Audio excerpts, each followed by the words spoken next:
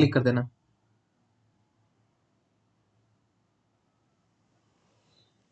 Good evening दोस्तों, आपका स्वागत है टीके नर्सिंग एकेडमी पे।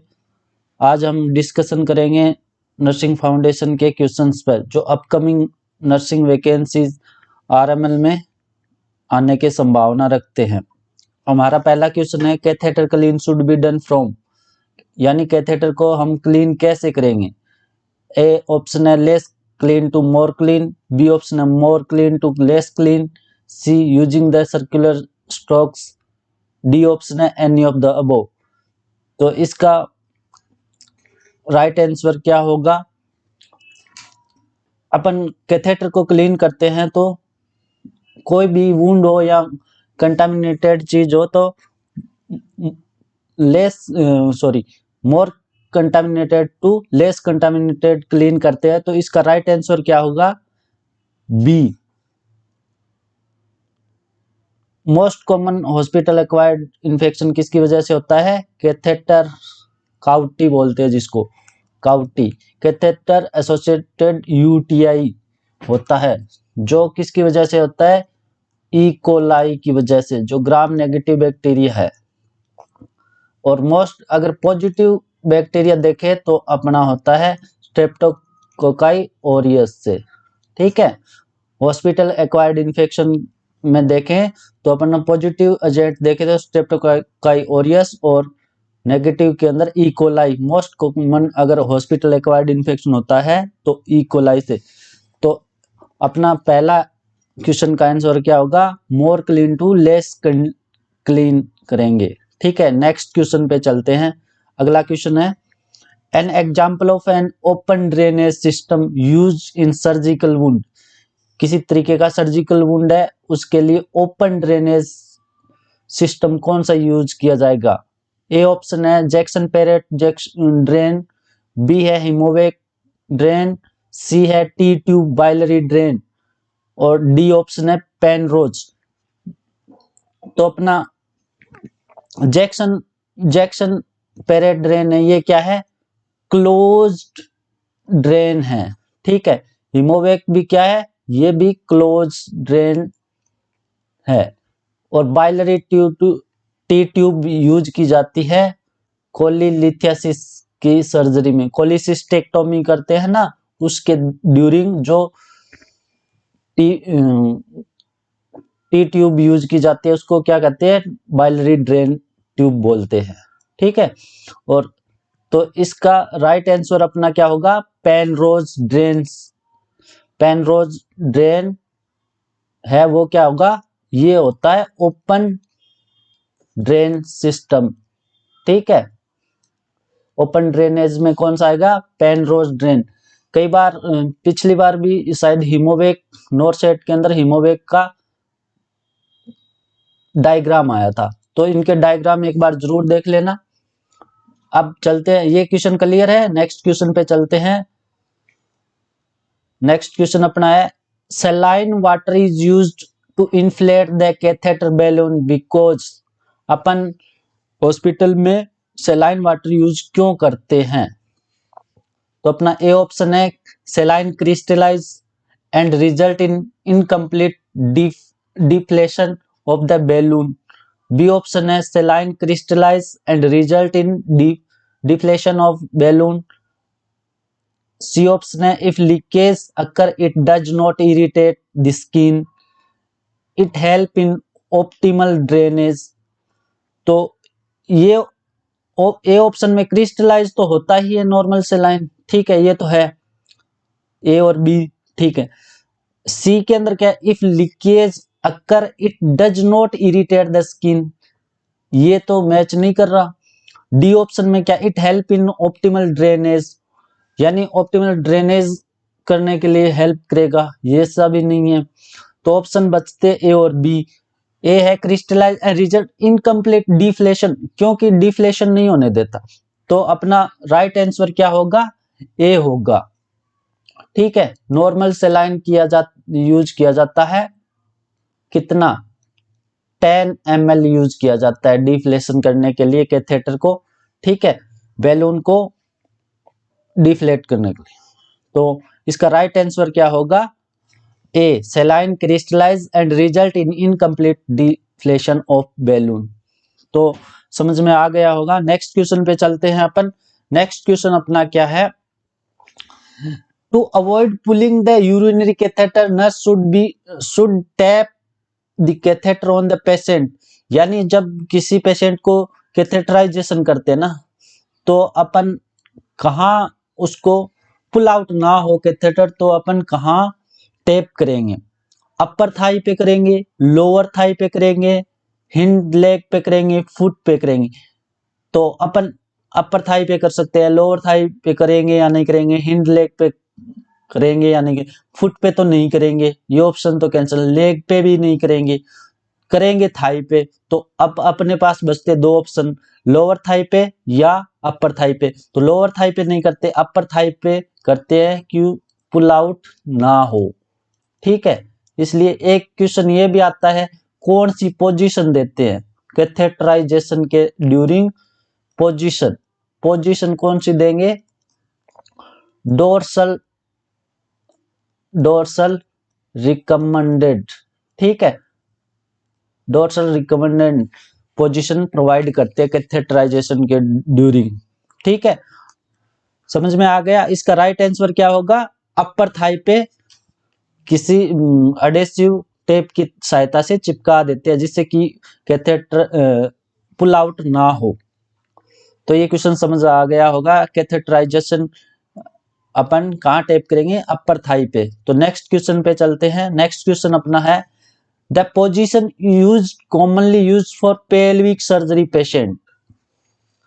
पेल्विक सर्जरी हो रही है, तो उसके लिए कौन सी पोजीशन प्रोवाइड करेंगे? पहला ऑप्शन है ट्रेंडलबर्ग, दूसरा है सिम्स लेटरल, तीसरा है प्रोन, और डी ऑप्शन है अपना सुपाइन पोजीशन। क्वेश्चन एक बार दोबारा रिपीट कर देता हूं। The position commonly use for the pelvic surgery patient. A option है ट्रेंडलबर्ग, बी सिम्स लेटरल, सी प्रोन पोजीशन, डी सुपाइन। तो ट्रेंडलबर्ग पोजीशन क्या होती है? लेग साइड से एलिवेटेड कर देते हैं 30 to 45। ठीक है, और सिम्स लेटरल पोजीशन होती है जो पेल्विक सर्जरी में नहीं देंगे। ठीक है, प्रोन पोजीशन यानी पेट के बल पे उल्टा लेटा देंगे पेशेंट को, ये भी नहीं देंगे। तो अब बचती है सुपाइन पोजीशन, नहीं देंगे। तो अपना राइट आंसर क्या होगा इसमें? ट्रेंडलबर्ग पोजीशन। ठीक है, जैसे पेल्विक एरिया की कोई भी सर्जरी हो, या फिर एब्डोमिनल यानी लेप्रोटोमी वगैरह वगैरह हो, तो क्या देंगे अपन? ट्रेंडलबर्ग पोजीशन देते हैं। ठीक है, अब नेक्स्ट क्वेश्चन पे चलते हैं। नेक्स्ट क्वेश्चन है, a patient with the cardiovascular disorder has diminished gag reflex, the nurse will. एक कार्डियोवास्कुलर का पेशेंट है, उसके गैग रिफ्लेक्स क्या डिमिनिश्ड है, द नर्स विल। नर्स क्या करेगी? ऐसा नहीं कि नर्स देखने लग जाए, करेगी क्या? ठीक है, क्वेश्चन में ध्यान दो। एस इंस्टिल आर्टिफिशियल टीयर, क्या आर्टिफिशियल टीयर का इंस्टिलेशन करेगी? ठीक है, maintain the side lining position, यानी साइड लाइन में पोजीशन प्रोवाइड करेगी। ठीक है, सी ऑप्शन है अपना offer small sips of clear fluid, पीने के लिए कुछ पानी वानी देगी, या test cranial nerve of 3, 4 and 5। ठीक है, तो अब कार्डियोवास्कुलर का पेशेंट है, तो क्या है? गैग रिफ्लेक्स क्या होते हैं? ओरोफेरेंजियल रिफ्लेक्स होते हैं, जो क्या होते हैं? अपने फेरेंजियल नर्व के कॉन्ट्रैक्शन मसल्स होती है, उनके कॉन्ट्रैक्शन की वजह से जो रिफ्लेक्स होता है वो गैग रिफ्लेक्स होता है। ठीक है, तो जैसे कोई भी ओरली अलाउड करने से पहले अपन गैग रिफ्लेक्स चेक करते हैं। तो आर्टिफिशियल टीयर इंस्टॉलेशन करेंगे? नहीं, ये तो ऑप्शन में भी नहीं आ रहा। ठीक है, मेंटेन साइड लाइनिंग पोजीशन क्यों दे सकते भाई? हाँ, एस्पिरेशन से प्रिवेंट करने के लिए side lining position. Offer small sips of clear fluid. ठीक है, तो पहले तो अपन गैग रिफ्लेक्स चेक किए बिना तो अपन क्लियर फ्लूइड अलाउ नहीं करेंगे, तो ये भी ऑप्शन में नहीं आता। और टेस्ट क्रेनियल का test 3 and 4th and 5th का भी क्रेनियल 12 पेयर्स होती है, ठीक है, उनको याद कर लेना, ठीक है। तो अपन यही होगा कि मेंटेन साइड लाइनिंग पोजिशन, अपन क्या करेंगे, साइड लाइन पोजिशन देंगे, क्योंकि प्रिवेंट एस्पिरेशन ना कर जाए, इसलिए क्या करेंगे, साइड लाइन पोजिशन देंगे। तो ये क्वेश्चन क्लियर हो गया, ठीक है। नेक्स्ट क्वेश्चन पे चलते हैं अपन। द प्रेफरेंस पॉइंट, अपन कौन सा पॉइंट प्रेफरेंस करेंगे, measure the JVP jugular vein pressure check करने के लिए कौन सा पॉइंट है वो चेक प्रेफर करेंगे।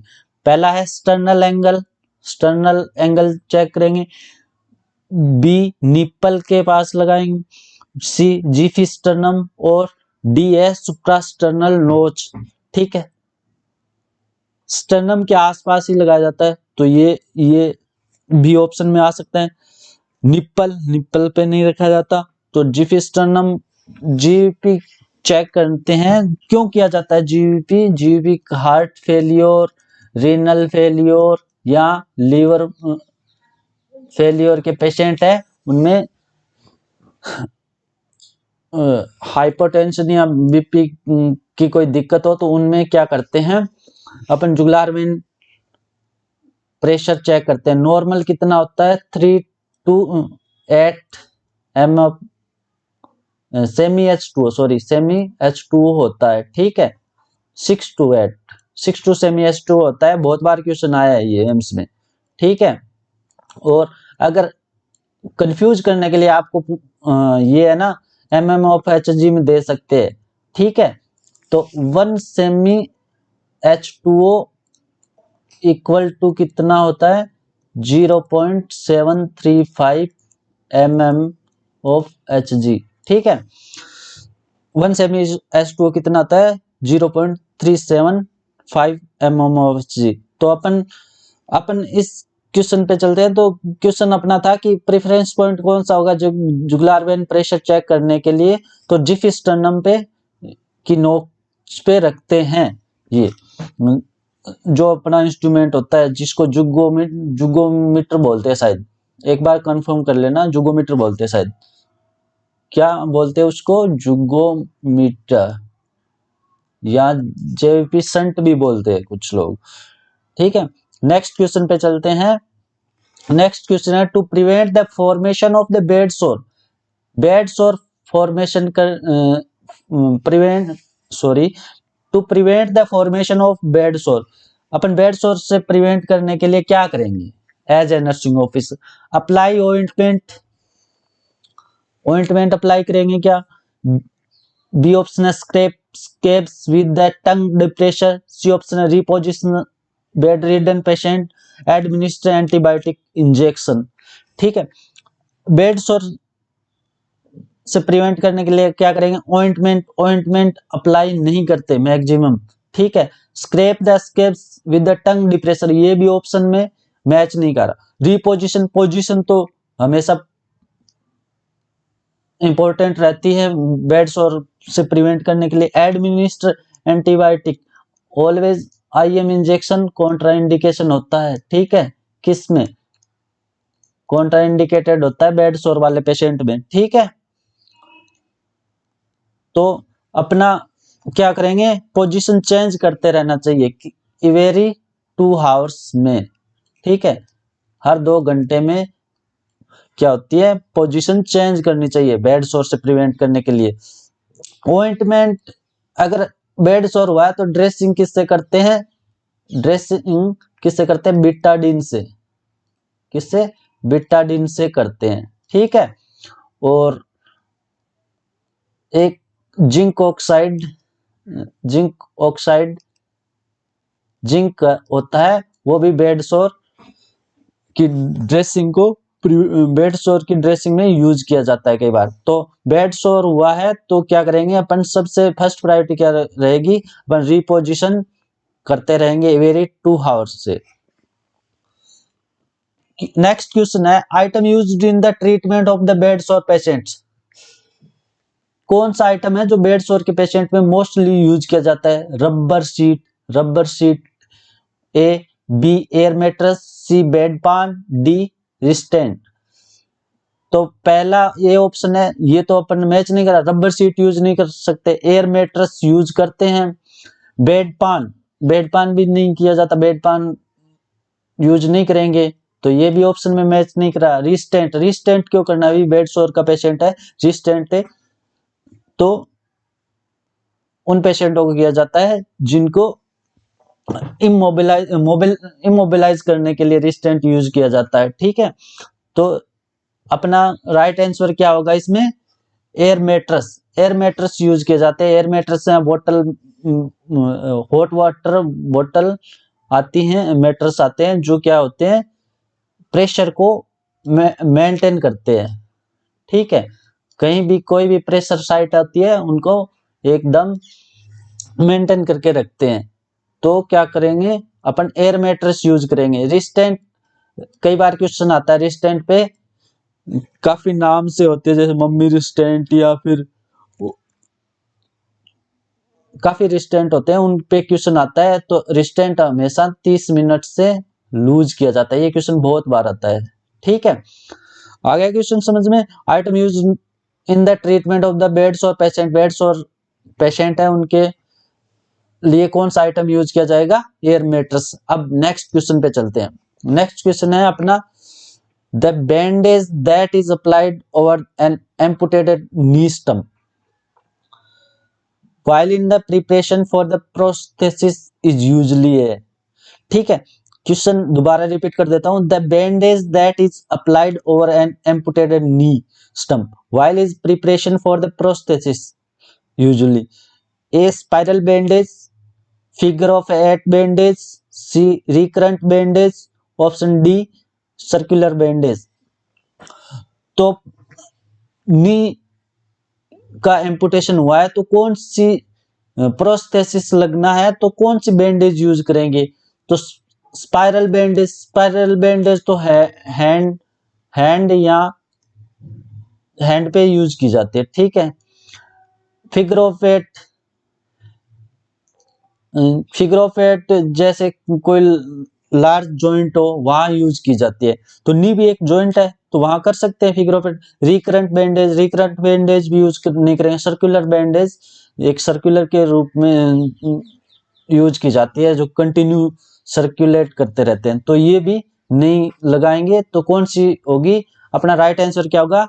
फिगर ऑफ 8 बैंडेज, यानी एक क्रॉसिंग करके बैंडेज 8 के रूप में बन जाती है, तो इसको फिगर ऑफ 8 बैंडेज बोलते हैं। जो एम्पुटेटेड नी का एम्पुटेशन हुआ उसमें यूज की जाती है। एम्पुटेशन नी का अगर एम्पुटेशन होता है तो ऑलवेज क्या कर देंगे, उस एम्पुटेटेड पार्ट को अबो रखना होता है एक्सट्रीमिटीज से, और पिल्लो लगा के भी रखना होता है। ये क्वेश्चन भी बार बार आता है, तो इस टाइप के क्वेश्चन आ सकते हैं। Next question, a patient abdomen feel distended and he complain of the nausea, his NG tube appear to place, your first action as a nursing officer। आप एक नर्सिंग ऑफिसर के रूप में काम कर रहे हो, तो एक पेशेंट है उसका एब्डोमेन डिस्टेंडेड है और वो नोजिया और एनजी ट्यूब भी लगी हुई है, तो आप फर्स्ट प्रायोरिटी क्या करोगे? एब्डोमेन डिस्टेंस है तो नोटिफाई द डॉक्टर को इन्फॉर्म करोगे। B option administer the prescribe pain killer, C option irrigate the tube with the normal saline, D option push 50 ml air for check for the patency. एक बार दोबारा question पढ़ लेते हैं। A patient abdomen feel the distended and he complain of the nausea, his NG tube appeared to place, your first action as a nursing officer। as a nursing officer आप क्या करोगे? notify the doctor, administer the prescribed painkiller, C irrigate the tube with the 10 ml normal saline, D option है push 50 ml air for check for patency। अपन doctor को inform करेंगे क्या as a nursing officer? NG tube first priority कभी नहीं होती, ठीक है। Administer the prescribe pain killer से कोई मतलब नहीं है, तो ये भी ऑप्शन से हट जाता है। अब बचते दो option, irrigate the tube with the 10 ml normal सेलाइन, क्योंकि क्या हो सकती है, क्लॉगिंग भी तो हो सकती है ना, कोई मेडिकेशन या फीडिंग दी है तो क्या हो सकता है, तो क्लॉगिंग हो सकती है, तो क्या करें, इरिगेट कर सकते हैं, तो ये ऑप्शन में आ सकता है।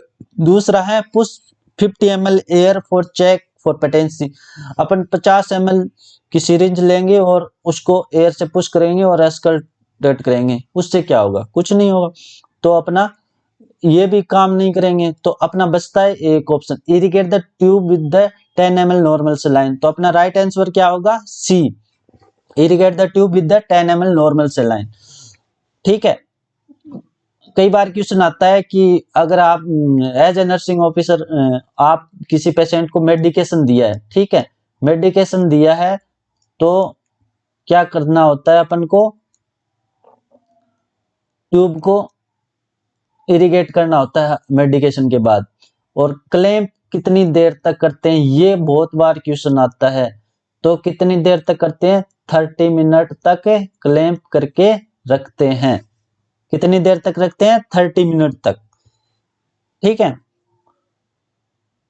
नेक्स्ट क्वेश्चन पे चलते हैं, the purpose of elastic stockings after a surgical procedure, the purpose of elastic stocking after a surgical procedure, A option है अपना prevent the varicose vein, B option है prevent muscular atrophy, C option है ensure joint mobility and prevent contracture, C option है facilitate the return of venous blood to the heart. देखो, elastic stockings पहना रखे हैं किसी पेशेंट को surgical procedure के बाद, तो वो क्या काम करेंगे, अपना prevent varicose when, varicose when से प्रिवेंट नहीं करते, ये डीवीटी में यूज किए जाते हैं वैसे, ठीक है। तो ये ऑप्शन मैच कर रहा है, लेकिन सही हो या नहीं हो ये अपन को पता नहीं है। प्रिवेंट है मस्कुलर एट्रोफी, ये ऑप्शन तो बिल्कुल भी मैच नहीं करता। सी ऑप्शन है ensure joint mobility and prevent contracture, यानी जॉइंट मोबिलिटी को क्या करते हैं, ensure joint mobility and prevent, joint mobility को के लिए नहीं अपन पहनाते स्टॉकिंग्स, ठीक है। डी ऑप्शन है facilitate the return of the venous blood to the heart, हाँ ये ऑप्शन है, ये मैच कर रहा है कि फैसिलिटेट द रिटर्न, अपन का ब्लड है वो क्या करेंगे, वाल्व खराब हो जाते हैं वेन्स के, तो क्या होता है ब्लड है वो इकट्ठा होने लग जाता है वेन्स के अंदर, और वेन होती है डायलेटेड हो जाती है, तो क्या होता है रिटर्न नहीं पहुंच पाता हार्ट तक, तो स्टॉकिंग्स पहनाते हैं, ठीक है। स्टॉकिंग्स पहनाएंगे तो क्या होगा, थ्रोम्बस नहीं बनेगा, ठीक है, थ्रोम्बस नहीं बनेगा और वहां का एरिया वार्म रहेगा, तो क्या होगा, रिटर्न हार्ट को पहुंचेगा, तो अपना राइट आंसर इसमें क्या होगा, facilitate the return of the venous blood to the heart, ठीक है। अब स्टॉकिंग्स, कई बार डायग्राम आता है एम्स के एग्जाम में, कई बार डायग्राम आता है स्टॉकिंग्स का, स्टॉकिंग्स अपन पहना रहे हैं उनका डायग्राम आ जाता है कई बार, तो वो भी एक बार चेक कर लेना। और स्टॉकिंग्स डीवीटी में पहनाए जाते हैं, एक डीवीटी में ओमान साइन होता है, ठीक है, ओमान साइन, ठीक है। क्या होता है, अगर लेग का डोर्सिफ्लेक्शन करने से क्या होता है, पेन होगा, तो क्या है, ओमान साइन पॉजिटिव, अगर ओमान साइन पॉजिटिव आया तो क्या है, डीवीटी है, ठीक है। यहां से भी क्वेश्चन आ सकता है कि ओमान साइन किसी पेशेंट का पॉजिटिव है तो वो इंडिकेशन किसको कर रहा है, तो वो इंडिकेशन कर रहा है डीवीटी हुआ है। डीवीटी को प्रिवेंट करने के लिए क्या पहनते हैं, स्टॉकिंग्स पहनते हैं, ठीक है। ये क्वेश्चन समझ में आ गया होगा। नेक्स्ट क्वेश्चन पे चलते हैं। नेक्स्ट क्वेश्चन अपना ये है, the nurse working in OT must now the risk of HIV with needle stick injury, एक नर्स है वो ओटी में काम कर रही है, तो HIV होने के कितने चांसेस है अगर नीडल स्टिक इंजरी हुई है, तो 1:100, वन, बी ऑप्शन है 1:200, सी ऑप्शन है 1:300, डी ऑप्शन है 1:400। तो निडल स्टिक इंजरी क्या होती है? निडल किसी सारा कंटामिनेटेड निडल का अपन को प्रिक हो जाने को निडल स्टिक इंजरी कहते हैं। निडल स्टिक इंजरी होने से कोई भी डिजीज हो सकती है, पैथोजन स्प्रेड हो सकते हैं बॉडी में। तो HIV के कितने चांसेस रहते हैं? 0.33%। तो अपने ऑप्शन में कंफ्यूज होने की जरूरत नहीं है, ये ऐसे भी आ सकते हैं 0.1, 0.2, 0.3, 0.4। तो क्या होगा अपना राइट आंसर इसमें क्या होगा? 1:300, यानी 0.33% चांसेस रहते हैं HIV के। ऐसे भी हेपेटाइटिस बी, HCV और हेपेटाइटिस ई हो सकता है। हेपेटाइटिस के लिए कितने चांसेस रहते हैं? 6 to 30% तक रहते हैं हेपेटाइटिस के, ठीक है। यानी HIV का तो 0.33% चांसेस रहते हैं, हेपेटाइटिस बी के ज्यादा चांसेस रहते हैं। आजकल क्या आता है, BMW पे बेस्ड क्वेश्चन आते हैं। BMW पे बहुत बार मतलब लगभग आएगा, 1-2 क्वेश्चन तो हर एग्जाम में आएगा, क्योंकि अपना नॉलेज अपडेट कितना रहता है, क्योंकि हम हॉस्पिटल में वर्किंग करते हैं तो निडल स्टिक इंजरी हो जाती है। तो फिर अपन को अगर